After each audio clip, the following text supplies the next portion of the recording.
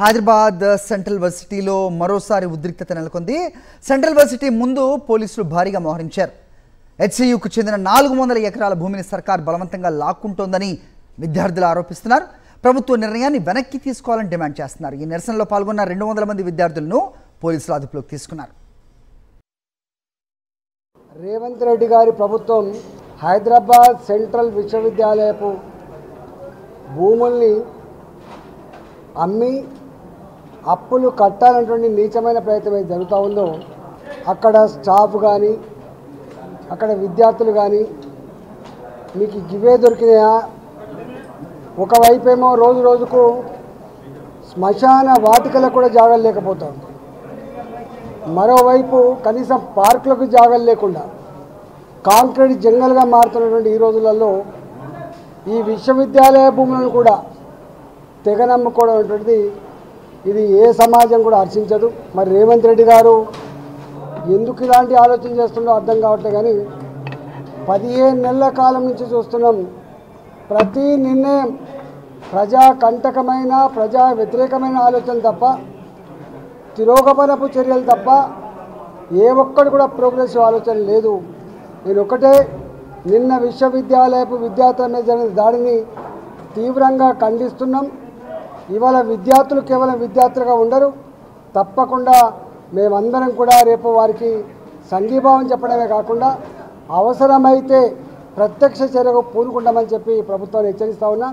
విశ్వవిద్యాలయ భూములు అమ్మకూడదని చెప్పి నేను ఈ సందర్భంగా డిమాండ్ చేస్తున్నా. వాళ్ళ భూములు అమ్ముకుంటారు, మా భూములు ఎందుకు అమ్ముకుంటారు అని చెప్పి ప్రశ్నించే ప్రయత్నం చేస్తే మీరు దొంగతనం లెక్క అర్ధరాత్రి దొంగల లెక్క జేసీబీలను 10 జేసీబీలు తీసుకుపోయి రాత్రి మొత్తం చెట్లు కొట్టేస్తారు, నిబంధనల విరుద్ధంగా భూమిని చదువుని చేస్తారు. విద్యార్థుల యూనివర్సిటీకి పోయి మీరు ఏ అధికారంతో మీరు పోతున్నారు? మా భూములు, మా యూనివర్సిటీ భూములు అమ్మకండి అని చెప్పి ఆపే ప్రయత్నం చేస్తే వాళ్ళని గొడ్లను నేను చాలా బాగా అనిపించాను. నేను చూస్తుంటే ఆ చిన్న అమ్మాయిలను గుంజుకోబోతుంటే ప్రతి ఒక్కరు ఎడిచారు. 400 ఎకరాలు అమ్మి ఎల్మి రాష్ట్రాన్ని పాలిస్తారు. హెచ్సియు భూములు అమ్మకుంటే తెలంగాణ రాష్ట్రాన్ని పాలించే స్థితిలో కాంగ్రెస్ ప్రభుత్వం లేదు. ఈ నెల గడవాలంటే హెచ్సియు భూములు అమ్మాలి, 1000 కోట్లు సంపాదించాలి, 50,000 కోట్ల దాకా సంపాదించుకోవాలి.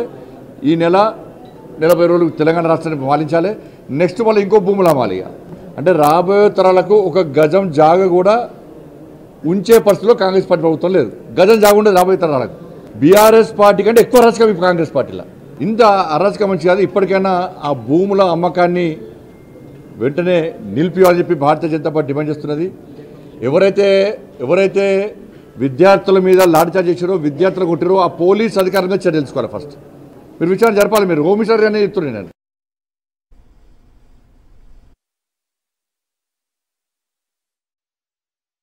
రైట్, టోటల్గా ఈ అంశంపై అప్డేట్స్ మా కరెస్పాండెంట్ రవిచంద్ర అందిస్తారు. రవిచంద్ర,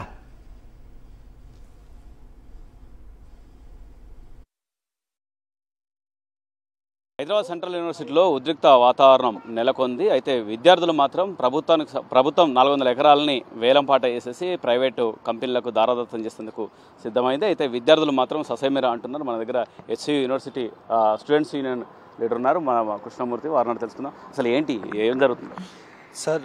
ప్రస్తుతానికైతే నిన్న ఓవర్ నైట్ వర్క్ జరిగింది సార్. అక్కడ ఓవర్ నైట్ వర్క్ జరిగింది. మార్నింగ్ 6 o'clock వెళ్ళినా కానీ వర్క్ జరిగింది. సో ఏ స్టూడెంట్ అక్కడ వెళ్ళినా కానీ డీటర్న్ అయ్యే పరిస్థితిలో ఉంది. ఇప్పుడు ఏమైతే మేము చూసి వచ్చామో మోర్ దాన్ 50-60 జేసీబీస్ అక్కడ ఎంటర్ అయి ఉంది.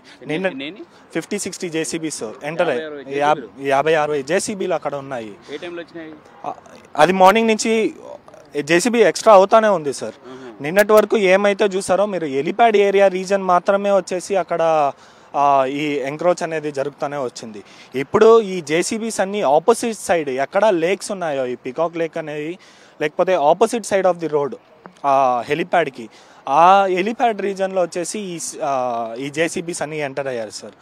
అది టీజీఐఐసికి సంబంధించిన భూముల వ్యవహారం అని చెప్తుంది. టీజీఐఐసి వచ్చేసి ఆ 13th మేము ప్రొటెస్ట్ చేసిన నెక్స్ట్ రోజు వచ్చేసి ఒక ప్రెస్ రిలీజ్ వదిలారు. ప్రెస్ రిలీజ్ వదిలాక మేము ఒక మీటింగ్ అరేంజ్ అయ్యింది. సో రిజిస్టార్ కొని మీటింగ్లో ఉన్నారు. సో రిజిస్టార్ మాకేం చెప్పారంటే, మేము స్టేట్మెంట్ చూపించాం, టీజీఐఐసి ఏదైతే రిలీజ్ చేసిందో ఆ స్టేట్మెంట్ చూపించాం. అక్కడ రిజిస్ట్రార్ మళ్ళీ ఫ్యూ అడ్మినిస్ట్రేటివ్ ఆ సర్వే కోసం ఇన్వాల్వ్ అయ్యి ఉన్నారు అనేసి. కానీ రిజిస్ట్రార్ మాకు అష్యూరేషన్ ఇచ్చింది ఏమంటే ఏ సర్వే జరగలేదు. అక్కడ సర్వే జరగకుండా వీళ్ళు ఎలా వచ్చేసి ఈ జేసీబీ డిమాలిషన్స్కి ఇక్కడ వస్తున్నారు. ఇక్కడ అధికారం వీళ్ళ చేతిలో ఉందనేసి వీళ్ళు ఏం కావాలన్నా చేస్తున్నారా ఏమి ప్లాండ్ సార్ ఇది. ఎందుకంటే స్టూడెంట్స్ మోర్ ఓవర్ ఇక్కడ ఉండే సౌత్ ఇండియాలో ఉండే రీజన్ స్టూడెంట్స్ వచ్చేసి వాళ్ళు ఫెస్టివల్ కోసము ఊరికి వెళ్ళడం జరుగుతుంది. మోర్ దెన్ ముస్లిం మెజారిటీ కొని ఫాస్టింగ్లో ఉంటారు. సో వాళ్ళ ఇన్వాల్వ్మెంట్ కూడా తక్కువ ఉంటుంది వాళ్ళు కొని ఈద్కి అలా వెళ్ళడం కోసం. సో వీళ్ళు కరెక్ట్గా ఈ పర్టికులర్ టైంని టార్గెట్ చేశారు సార్. ఇది మొత్తం చదువు చేశారు. నిన్న రాత్రే సగం వరకు చదువు చేశారు. ఇప్పుడు ఇంకొక రాత్రి 25 ఉన్నాయి, ఇప్పుడు 50 వచ్చి ఉన్నాయి. 50 వచ్చి మొత్తం చదువు చేస్తున్నారు.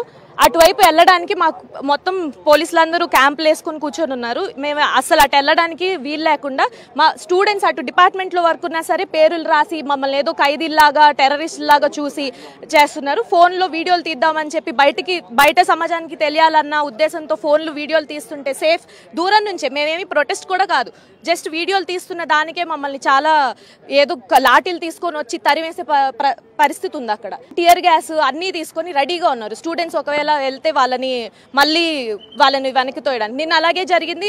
50 మందిని పోలీస్ స్టేషన్లో రకరకాల పోలీస్ స్టేషన్లో పెట్టారు. మీకు ఎక్కడ పెట్టారో కూడా తెలియనంత దీనిలో పెట్టేసి ఉంచారు. 400 ఎకరాల భూమిని లెవెల్ చేస్తున్నారు. కానీ అది పిల్ ఇంకా కోర్టులో ఉంది.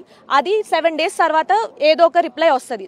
ఆ లోపల ఇది చాలా స్ట్రాటజిక్గా వీళ్ళు తీసుకున్న టైమింగ్. ఉగాది, రంజాన్ పిల్లలందరూ సెలవుల్లో ఉంటారు, అడ్మినిస్ట్రేషన్కి హాలిడేస్ ఉంటాయి. ఎవరు ఉండని టైంలో అటువైపు డిపార్ట్మెంట్ కూడా ఎవరికి తెలిసే ప్రసక్తి కూడా లేదు. అలాంటి టైంలో ఇది చూస్ చేసుకొని 50 జేసీబీలతో వచ్చి ఒకేసారి మొత్తం చెట్లన్నీ నేలమట్టం చేస్తున్నారు. ఇప్పుడు కూడా జరుగుతూనే ఉంది. వరకు ఒక బాధ్యత గల ప్రభుత్వం ఎలా అలా చేయగలుగుతుంది అని ప్రశ్నిస్తున్నారు.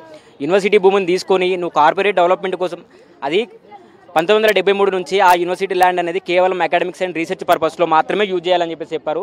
కానీ కార్పొరేట్ శక్తులకు ఈరోజు ఆ 400 ఎకరాల భూమిని అప్పచెప్పడానికి ప్రయత్నం చేస్తున్నారంటే అది ఖచ్చితంగా ఆ 400 ఎకరాల భూమిని ఆ గుంటనాకలకి అప్పచెప్తున్నారని చెప్పి మేము లోపల ఇంకో వర్క్ జరుగుతుందన్న.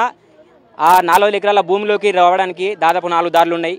ఆ 4 దారులలో కూడా దాదాపు ప్రతి ప్లేస్లో దాదాపు 100 మంది పోలీసులను పెట్టేసి ఎక్కడికక్కడ విద్యార్థులను దిగ్బంధం చేసేసి అక్కడికి ఎవరిని పోనీయకుండా లోపల 50 జేసీబీలను పెట్టేసి బుల్డోజర్లను పెట్టేసి పని కానీ చేస్తున్నారు. చేస్తామని చెప్పేసానంటే శంషాబాద్లో కావచ్చు, జడ్చర్లలో కావచ్చు, హైదరాబాద్ అవుట్స్కట్లో ఉన్న ఏరియాని అదే కార్పొరేట్ శక్తులకు అప్పయ్యేసి నువ్వు అక్కడ ఉద్యోగాలను క్రియేట్ చేయొచ్చు. కానీ యూనివర్సిటీ భూములను ఎందుకు తీసుకుంటున్నావు?